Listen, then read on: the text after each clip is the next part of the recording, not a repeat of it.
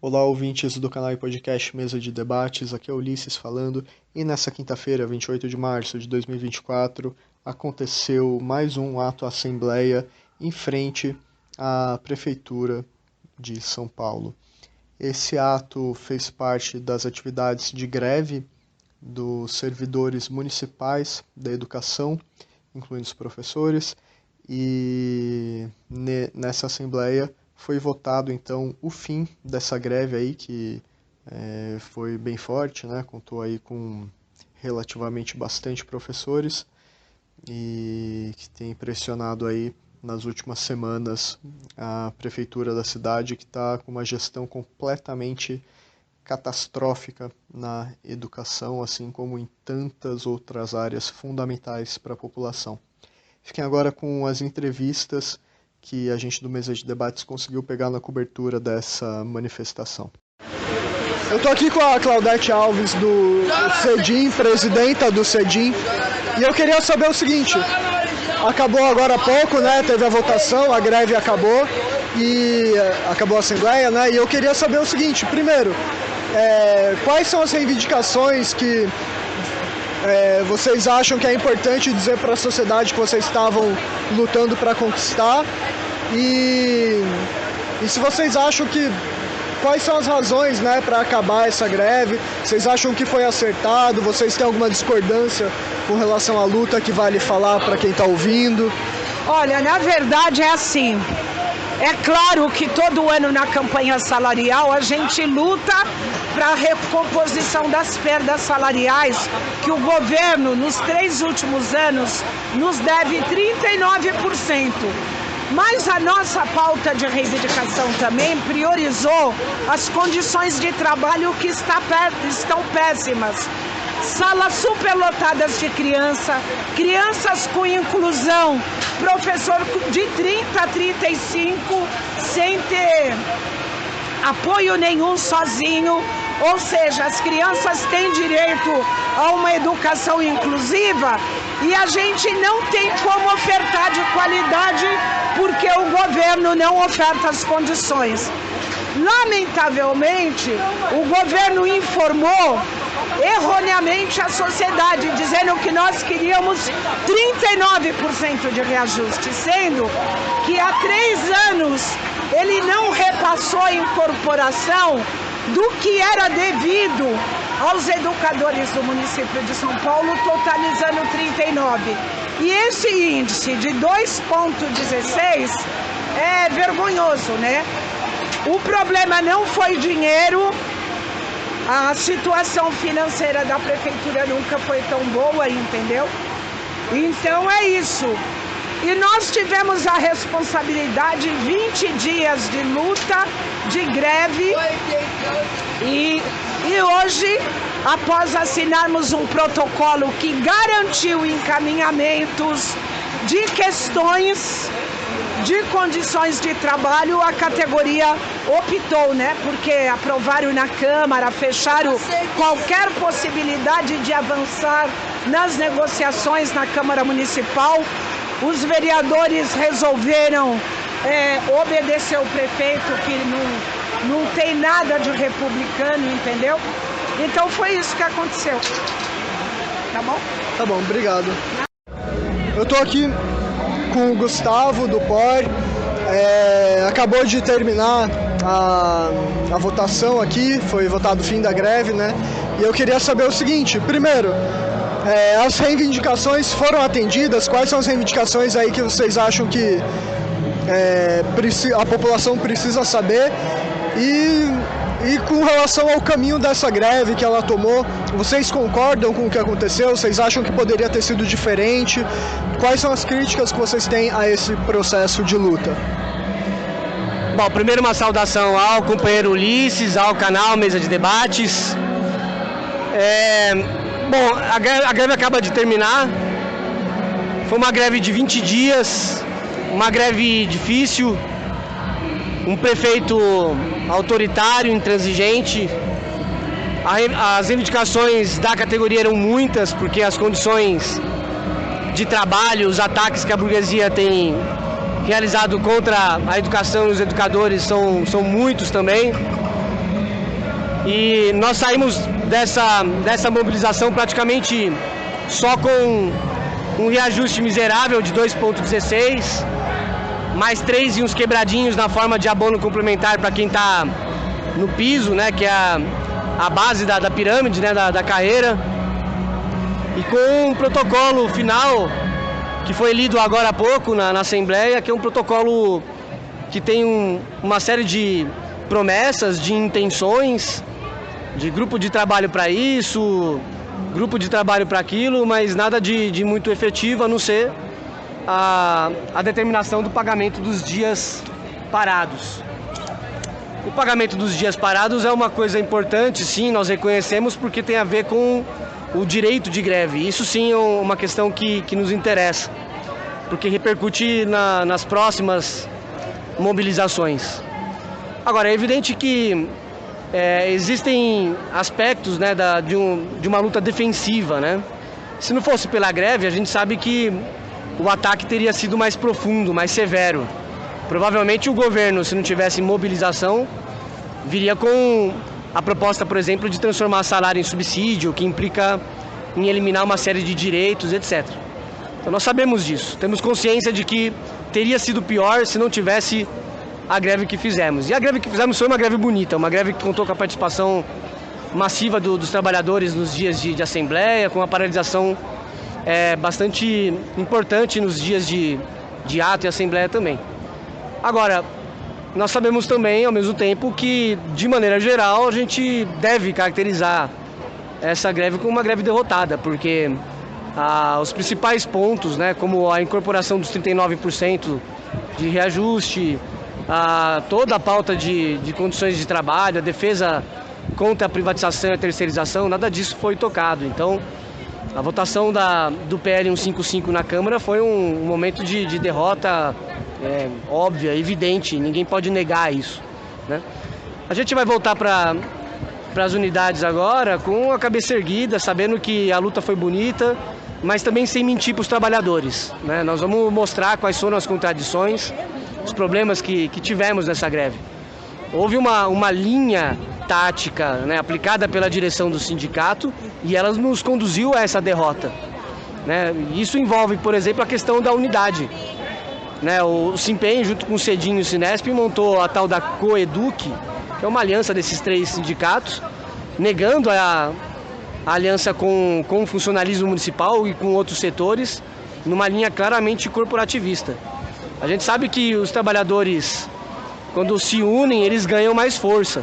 Então essa defesa da separação, né, das entidades específicas da educação em relação aos outros trabalhadores é uma coisa absurda, né? Agora, mesmo no final da greve, o Cláudio Fonseca, que é o presidente do Simpen, e a direção em geral da Coeduc, Cedinho e Sinesp, quiseram dizer, né, demonstrar que o que teve de vitória foi resultado justamente dessa separação, desse divisionismo, o que não é verdade, né? O que aconteceu foi que a força da greve impôs, né, um freio à sanha do prefeito e, enfim, permitiu que a gente caminhasse no sentido de novas conquistas, para novas greves, em novas mobilizações. Outra linha bastante equivocada, né, da direção dos sindicatos tem a ver com o método da pressão parlamentar e do eleitoralismo. A pressão parlamentar tem a ver com essa ideia de querer convencer os deputados com argumentos, etc., quando a gente sabe que os vereadores, melhor dizendo, são representantes da classe dominante, da burguesia, a maioria é da base do governo direitista do Nunes, inclusive. E a votação do PL 155 demonstrou isso mais uma vez. A gente já tinha sofrido derrotas com o Sampaprev, com a reforma administrativa, e a gente sabe que esse caminho foi o caminho da derrota, o caminho da pressão parlamentar. O que realmente pressiona os representantes da burguesia é a luta organizada, a luta coletiva, a luta massiva e radicalizada dos trabalhadores, parando a produção, a circulação de mercadorias, gerando, de fato, uma paralisação da cidade como um todo, né? O funcionalismo é diferente dos trabalhadores, por exemplo, de uma fábrica. Na fábrica, quando o operário para, ele provoca, né, o prejuízo imediato ao patrão e pressiona pela aceitação das reivindicações.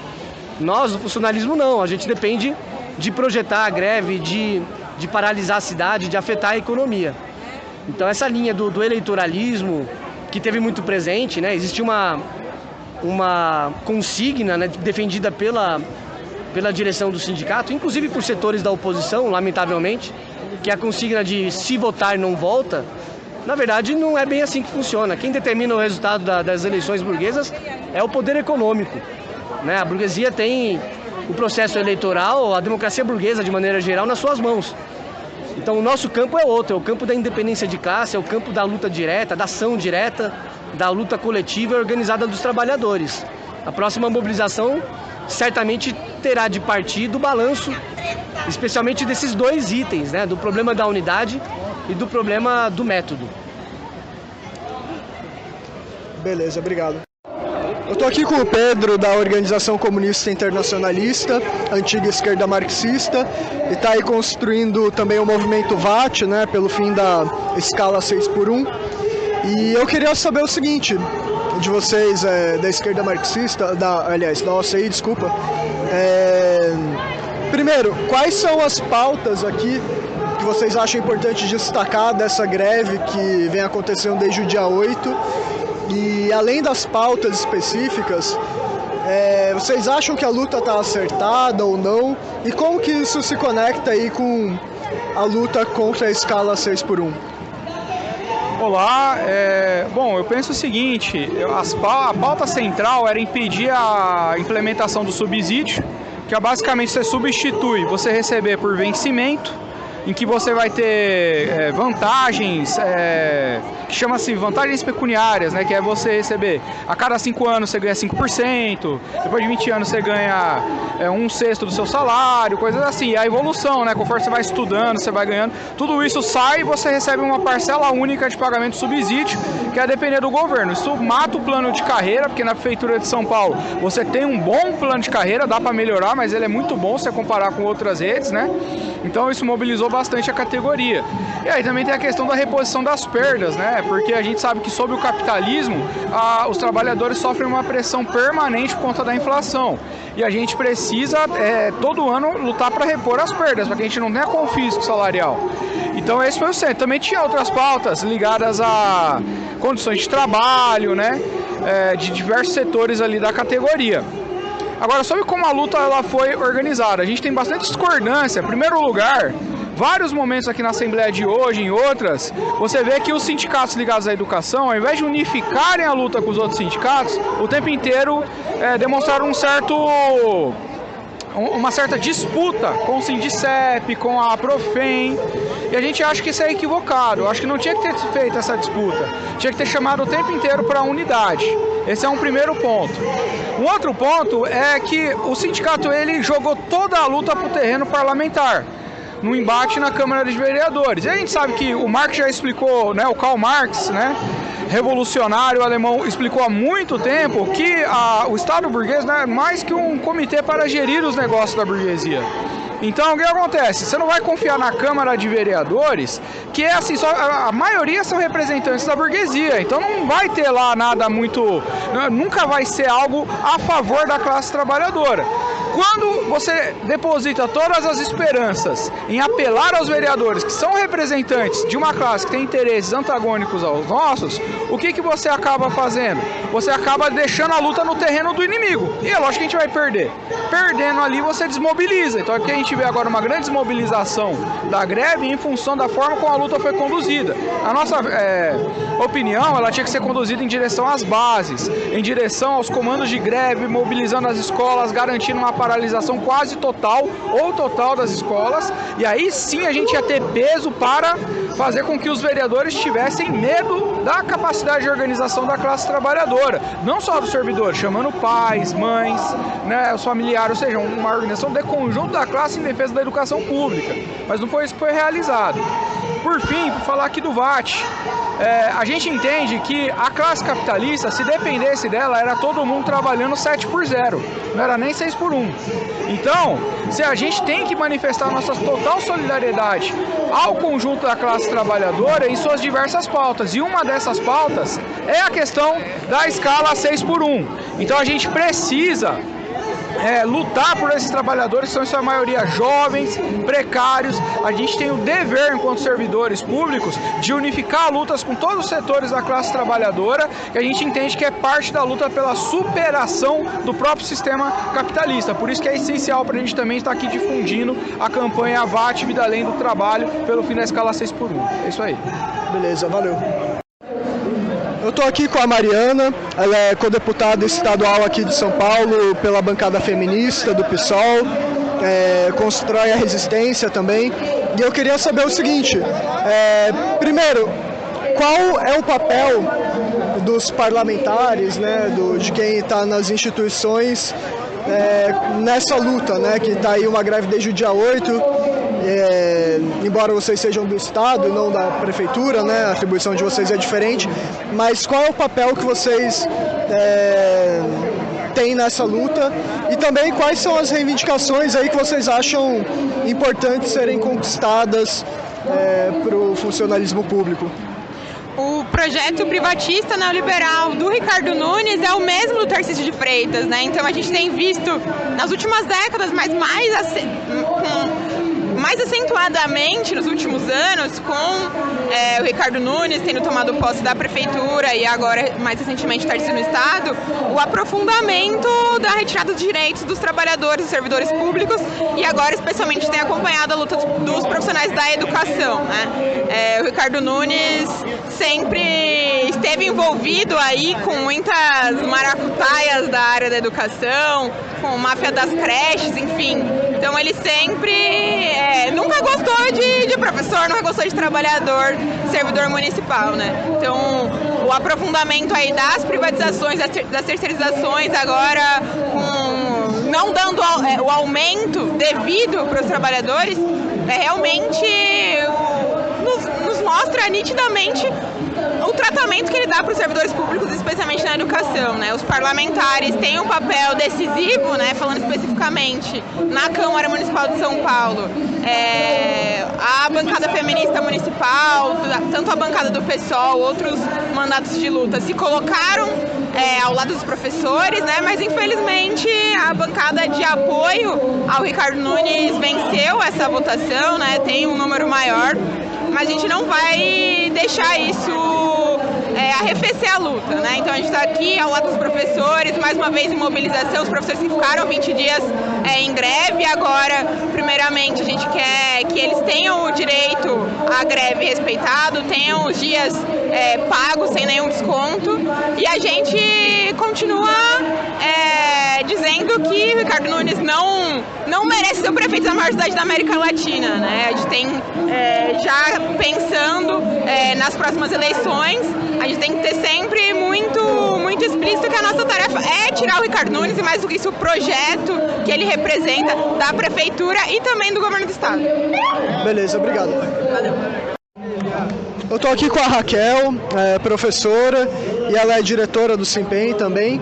E eu queria saber, primeiro, quais são as pautas principais que vocês estão reivindicando nessa greve, nessa mobilização toda. E além dessas reivindicações, né, que pelo jeito não estão sendo atendidas pela Câmara aí municipal, pelo Ricardo Nunes, né, além das pautas, qual o caminho que vocês acham que é necessário para conquistar as reivindicações nessa luta? Bom, a gente vem numa campanha desde de outubro do ano passado, de 2023, né? Uma pauta bem extensa, uma pauta com quase 200 itens, né, de reivindicações, além da campanha salarial. A campanha salarial, ela iniciou mais cedo, porque é um ano eleitoral, né? Então, dia 8 de abril começa a vigorar a lei eleitoral, então a gente começou a campanha antecipada. O governo concedeu 2,16%, que é uma vergonha, né, para a categoria da educação. A gente, quanto sindicato, reivindica 39%, que são os itens referentes a 2022 e 2023 que não foram incorporados, né? e o governo concedeu esse aumento vergonhoso. Um dos itens principais que a gente tem é a questão do número de redução de alunos por turma, o revogo ao confisco previdenciário, que é 14%, né, o que excede o salário mínimo. Antes era 11% o que excedia o teto do INSS. Tem a questão da saúde do trabalhador. Hoje nós temos em torno de 8 mil servidores da educação readaptados, fora da sua função por motivo de doença, né, por vários fatores, por excesso de demanda de trabalho, excesso de alunos por turma e tudo mais. Então a gente está, mesmo com o governo ter apresentado, ter sido aprovado o aumento de 2,16, a categoria voltou pela continuidade da greve, porque a gente tem esses outros itens da pauta para negociar. E caso esses itens não sejam atendidos, a gente vai continuar reivindicando que hoje aí vai decidir ou não pela continuidade da greve. Beleza, obrigado. Eu tô aqui com o Cauã, ele é editor do ITA, professor municipal e constrói a OSL. E eu queria saber pela OSL, né, e também por uma perspectiva mais anarquista, né, que você estuda e tal, primeiro, quais são as reivindicações daqui, né, desse dia de hoje de luta, dessa greve que vem acontecendo aí desde o dia 8, e além das pautas, qual o caminho que vocês acham mais adequado para conquistar as reivindicações aí dos professores e servidores municipais? Boa tarde. O funcionalismo municipal, a gente está em greve desde o dia 8, né, incluindo os educadores que eu milito.